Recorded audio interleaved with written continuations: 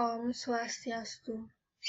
Perkenalkan, nama saya Niketuti Puspasari, NIM 181303116 dari Program Studi Pendidikan Kimia. Jadi di sini saya akan mempresentasikan mengenai tes awal kromatografi kertas. Untuk soal yang pertama yaitu jelaskan apa yang dimaksud dengan kromatografi. Jadi kromatografi ini berasal dari dua kata, yaitu kroma dan grafein. Dalam bahasa Yunani, kedua kata tersebut berarti warna dan menulis. Jadi, kromatografi merupakan salah satu metode pemisahan kimia yang didasarkan atas distribusi diferensial komponen sampel di antara dua fase, yaitu fase diam dan fase gerak. Untuk soal yang kedua, yaitu jelaskan dan beri contoh jenis-jenis kromatografi. Jadi di sini saya akan memberikan 4 contoh jenis kromatografi. Yang pertama yaitu kromatografi kertas. Jadi kromatografi kertas ini merupakan jenis kromatografi yang menggunakan fase kertas stasioner yang mana terdapat kandungan selulosa di dalamnya. Kertas ini bertindak sebagai fase diam yang nantinya akan dicelupkan ke dalam pelarut, sedangkan fase geraknya menggunakan pelarut. Contoh yang kedua yaitu kromatografi cair.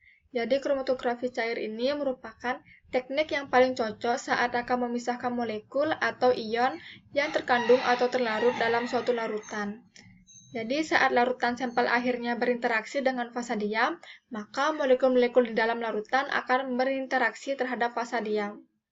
Contoh yang ketiga yaitu kromatografi lapis tipis. Jadi, kromatografi lapis tipis ini merupakan kromatografi dengan prinsip kerjanya yaitu memisahkan sampel berdasarkan polaritas dari pelarut dan sampel yang nantinya akan digunakan. Contoh yang keempat yaitu kromatografi kolom. Jadi, kromatografi kolom ini merupakan jenis kromatografi yang dapat dilakukan dengan kolom gelas.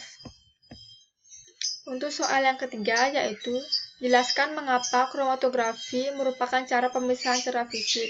Jadi, hal ini dikarenakan pada proses kromatografi tidak terjadi perubahan struktur yang melibatkan reaksi kimia. Maka dari itu, kromatografi ini merupakan cara pemisahan secara fisik.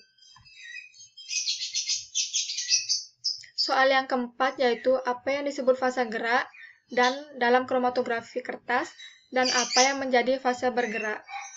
Jadi, fase gerak merupakan fase zat yang bergerak pada arah tertentu. Fase gerak dapat berupa cairan disebut eluen atau pelarut atau gas pembawa inert.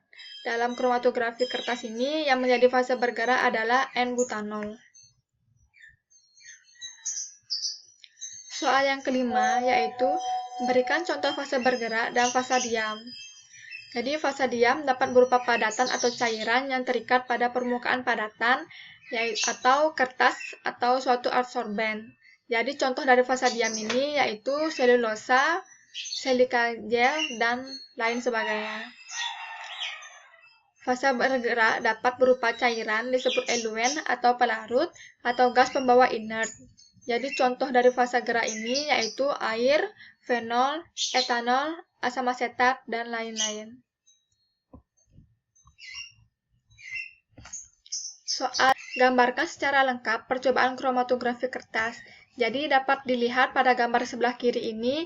Jadi gambar ini merupakan gambar percobaan yaitu ketika sampel bahan kimia berwarna ditotolkan pada kertas saring, pemisahan warna-warna dari sampel akan terjadi ketika ujung kertas dicelupkan ke dalam pelarut. Jadi pelarut berdifusi menaiki kertas, melarutkan berbagai molekul dalam sampel sesuai polaritas molekul solut dan pelarut. Jika sampel mengandung lebih dari satu warna, itu berarti terdapat lebih dari satu macam molekul di dalamnya.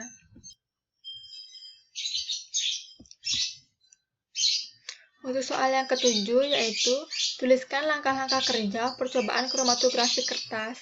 Jadi pelaksanaan pemisahan dengan metode kromatografi kertas terbagi dalam 3 tahap, yaitu tahap penotolan cuplikan, tahap pengembangan, dan tahap identifikasi. Pada tahap penotolan kertas kromatografi yang sudah disiapkan, ditotolkan larutan cuplikan dengan menggunakan mikropipet atau pipa kapiler pada garis yang sudah dibuat. Yang kedua, pada tahap pengembangan. Ujung kertas kromatografi yang dekat garis awal yang telah berisi totolan cuplikan dicelupkan ke dalam pelarut atau eluen yang terdapat dalam bejana kromatografi. Jadi komponen-komponen cuplikan akan terbawa oleh rembesan cuplikan. Perbedaan pelarutan komponen-komponen cuplikan dalam eluen akan mengakibatkan kecepatan bergerak komponen-komponen dalam kertas juga berbeda. Jadi perbedaan kecepatan bergerak komponen-komponen ini lebih umum disebut migrasi diferensial. Hasil pemisahan akan nampak sebagai noda-noda berwarna pada kertas dengan jarak yang berbeda-beda dari awal. Pada tahap yang ketiga yaitu tahap identifikasi atau penampakan noda. Jadi jika noda sudah berwarna, dapat langsung diperiksa dan ditentukan RF-nya. Besaran RF menyatakan derajat retensi suatu komponen dalam fasa diam. Karena itu, RF juga disebut faktor referensi atau faktor referensi. Soal yang ke-8 yaitu sebut fungsi alat dan bahan berikut. Yang A, N-butanol, yang B, pipa kapiler, dan C, RF, D, larutan elusi. Jadi, N-butanol ini berfungsi sebagai fasa gerak atau pelarut nonpolar. Pipa kapiler berfungsi untuk menotolkan asam amino dan sampel pada kertas kromatografi agar tidak totolan atau tetesan tidak melebihi di antara 0,4 cm. RF berfungsi sebagai rasio jarak tempuh suatu komponen dengan jarak tempuh eluen. Larutan elusi berfungsi untuk menjenuhkan wadah kromatografi. Soal yang ke-9 yaitu sebanyak 100 ml larutan N-butanol ditambahkan dengan 100 ml aquades dan 24 ml asam asetat glasial. Ketiga larutan tersebut ditempatkan dalam corong pisah dan dikocok. Mengapa perlu dikocok? Jadi, pengocokan ini dilakukan untuk lebih menyempurnakan distribusi antara ketiga cairan yaitu N-butanol, aquades, dan asam asetat glasial. Soal ke-10 yaitu kertas kromatografi dengan ukuran 15 x 25 cm ditotolkan dengan larutan A, B, C, D, E, sampel 1, sampel 2, dan sampel 3. Larutan triptofan, leusin, tirosin, metionin, glisin. Larutan sampel 1, larutan sampel 2, larutan sampel 3. Menggunakan pipet kapiler. Jarak totolan antara satu dengan yang lainnya adalah 1,5 cm. Perlu diperhatikan, tiap tetesan harus dikeringkan terlebih dahulu dengan diangin-anginkan sebelum tetesan berikutnya ditotolkan. Besar noda hendaknya jangan melebihi 0,4 cm. Kertas dijaga bersih dan sedapatnya tidak bersentuh oleh jari. Mengapa dihindari tersentuh oleh jari? Jadi, hal ini karena kemungkinan dapat menggunakan proses kromatografi yang mana tangan atau jari seringkali dalam keadaan lembab karena dapat mengeluarkan keringat. Keringat ini mengandung minyak dan urea yang merupakan zat organik sehingga kemungkinan senyawa-senyawa organik tersebut akan ikut bermigrasi sebagai fasa gerak. Inilah yang akan mempengaruhi proses dan hasil dari kromatografi. Oleh karena itu, pada prosedur ini dihindari tersentuh oleh jari. Untuk soal yang ke-11 yaitu kertas yang telah dikeringkan disemprot dengan larutan ninhidrin yang selanjutnya dikeringkan kembali dalam oven. Jelaskan apa yang terjadi.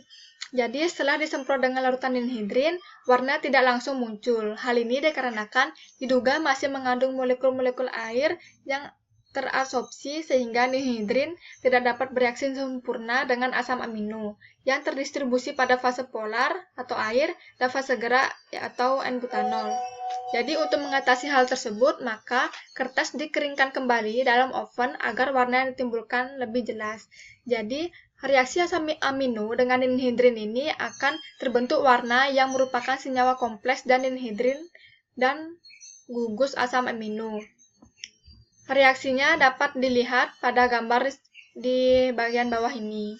Ini merupakan reaksi linhidrin dengan asam amino yang akan menimbulkan warna ungu.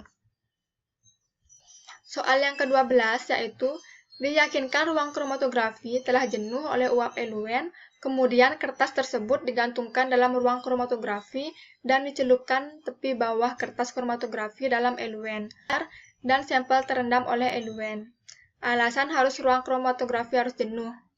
Jadi, penjenuhan ini bertujuan untuk mempersiapkan kondisi agar proses kromatografi dapat berjalan lebih cepat. Hal ini dikarenakan ketika udara dalam ruang kromatografi sudah jenuh, begitu juga dengan kertasnya, maka ketika elusi sampel dimulai, eluen tersebut akan fokus bekerja untuk mengelusi komponen sampel. Jadi, jika tidak jenuh, maka pelarut akan awal sampai akhir tidak sama. Oleh karena itu, harus menggunakan ruang kromatografi yang jenuh. Soal yang ke-13 yaitu apa fungsi lemari kromatografi.